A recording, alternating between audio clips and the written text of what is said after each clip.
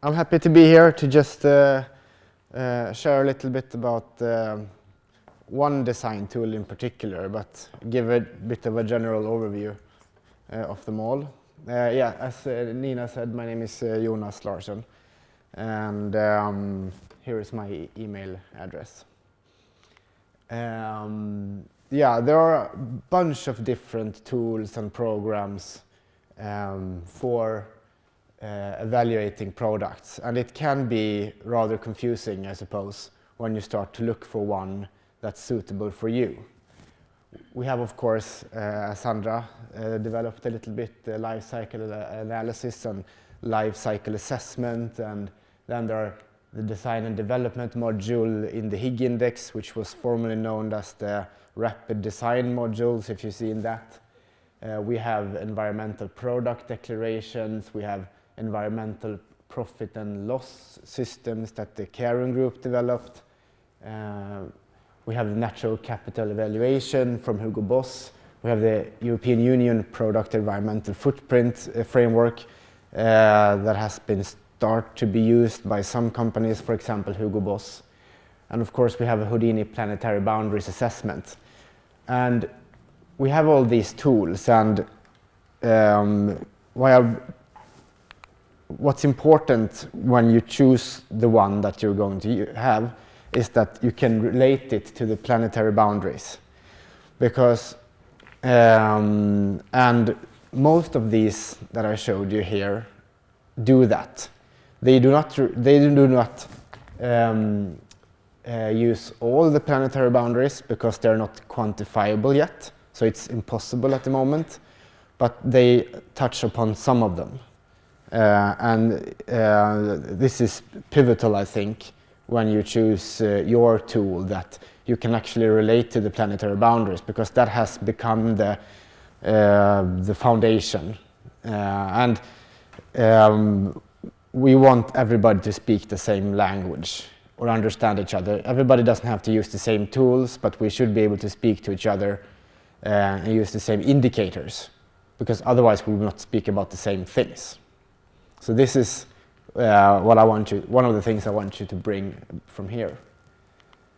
I'm just going to go through a few of these and a little bit about how they have thought.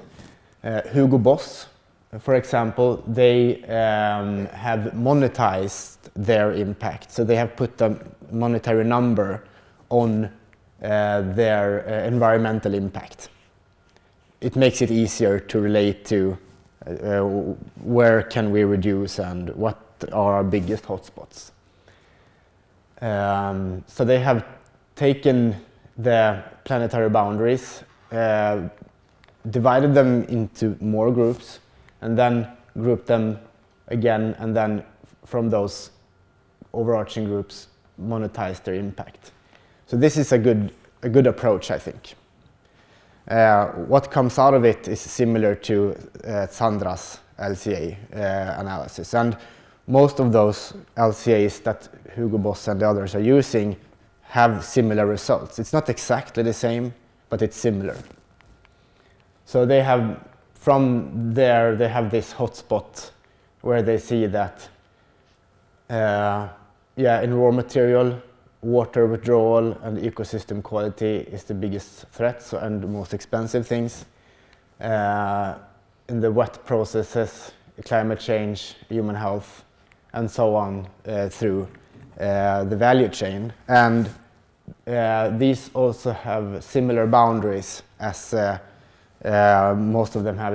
It's cradle to gate. Some also include the customer. There is an extended version of Hugo Boss's natural capital that also includes the use phase, where the use phase increases for every wash. It increases the environmental impact with 1%, for example. But you can study these, and I have them, and we can send them through Nina in some way. Of course, Sandra Roos, the research that I mostly design my research projects around nowadays. The latest project is this addresses the use phase transport, where we have today actually is the first testing day for this little robot, the Hugo delivery drone in Skåne. So we will see, to take away that people drive with their car to the pickup point for the parcels, and instead we have a little robot to do that. I also want to highlight the Frista EPD project. It's very interesting to see that things are going on, and we have these declarations now. And you see that the parameters are very close to the planetary boundaries. One thing that I think is very important, and what we seldomly discuss, at least in the context that I end up in, is the materiality assessment. Sometimes I think that a lot myself, I get this great idea of something I want to do, and I don't make this materiality assessment. So where does my money make most impact? Where is the highest potential of making good impact? Where are the potential here, and where are the highest risk with this? Where could it be biggest risk for hazardous discharge of wastewater, but also where is the biggest potential? So for example, here, okay, there is big potential for our little robot car to reduce here. So I would recommend that when you engage in different projects around sustainability, is to make sure that the money you spend, because it's going to cost you money, that they actually make big impact. Then you might not get the best communication out of it. It might not be a super communicatable project, but if you want to make a change, then make sure that the money goes in the right direction. I'm going to go through the HIG Index design and development module here. The HIG Index consists of more tools than the design and development module.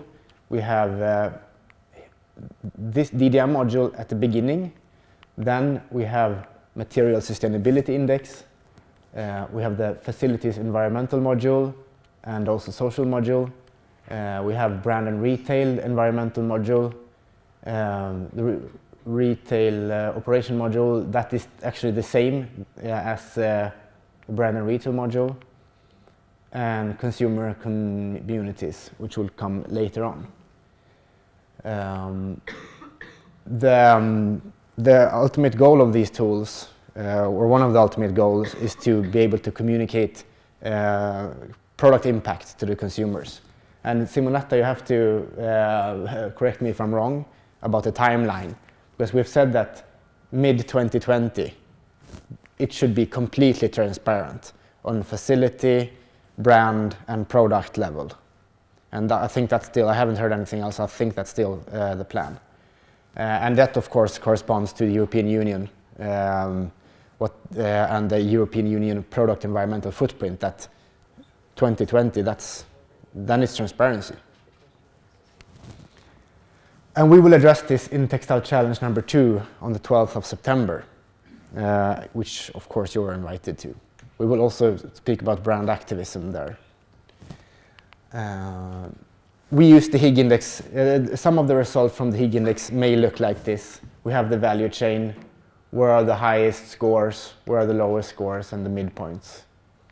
We see that end of use, care and repair, manufacturing and packaging are low scores. I have highlighted these because this is what we work a lot with here at the university.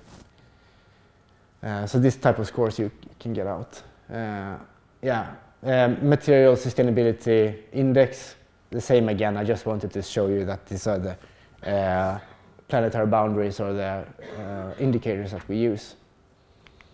But then the DDM tool, and if you want to, we can give you access to the DDM tool. Reach out through Nina and we will send you a login. The SAC has agreed that they will give you and log in. This DDM tool is not complete, but it will give you the sort of the terminology and the first framework of starting to work with product sustainability if you haven't already done that. But how it's structured, it's essentially a long list of materials with their environmental impact listed. And these are the impact categories that are in this impact. There are of course more fibers than these. I think there are some 90 or something now. This material sustainability index then feeds into the DDM tool. But if we break this down, now probably you can't see this so clear, but this MSI is then broken down into production stage, raw material source, yarn formation method, textile formation, preparation, coloration, finishing, and then chemistry certifications. So it's rather detailed at the moment, which also can mean it could be a bit feel like it's scary and a lot of work, but you don't have to go into these details. Here are the impact areas again, and here is the MSI score in these different impacts. And the MSI score is absolute, which means that if you have two fibers, one is 20 and one is 40, that means that the one with 20 has half the environmental impact per kilo as the one with 40. It used to be indexed earlier from 1 to 100, but and if something had 60 compared to 40, that didn't mean that the one with the 40 was necessarily only 2/3 of the impact. It just meant that it was better. So now it should be absolute, which is very important. The data quality, of course, is important because we want to make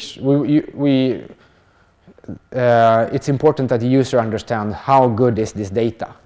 It could be pretty bad, the data. There can only be one reference, for example, about that data. But then, okay, then there is only one reference.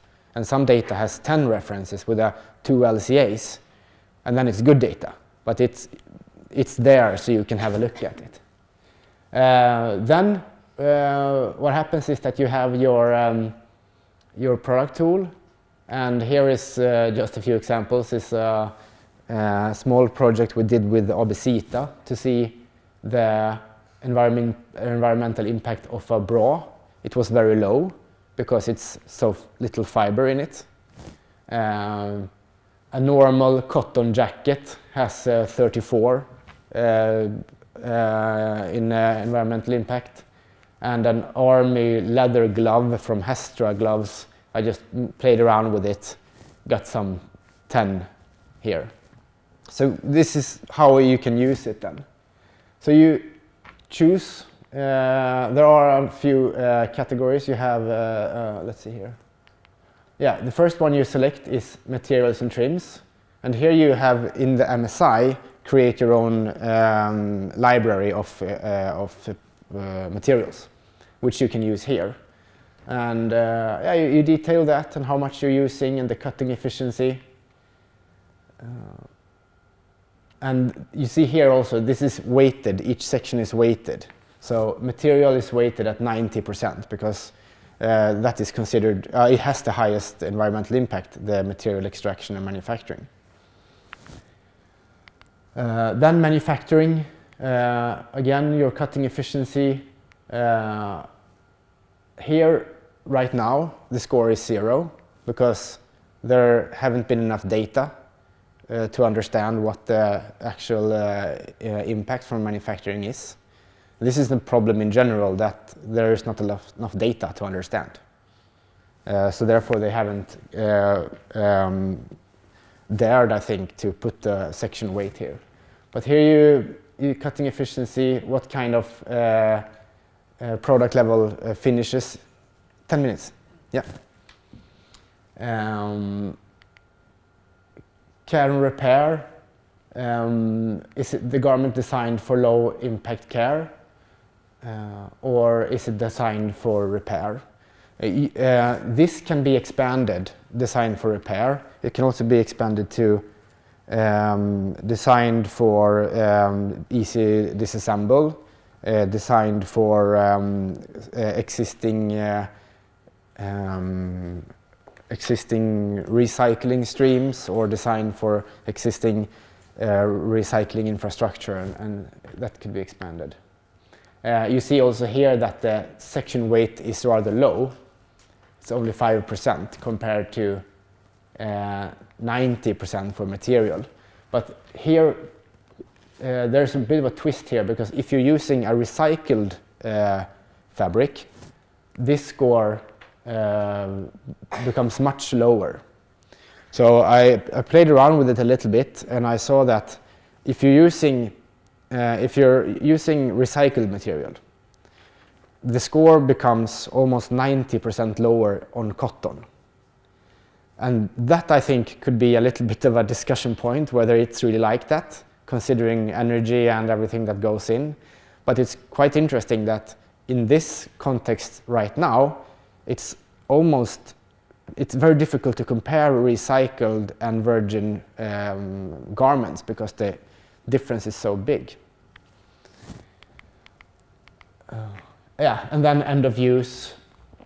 The questions are, is this a monomaterial product compatible with recycling and composting program schemes at the end of use?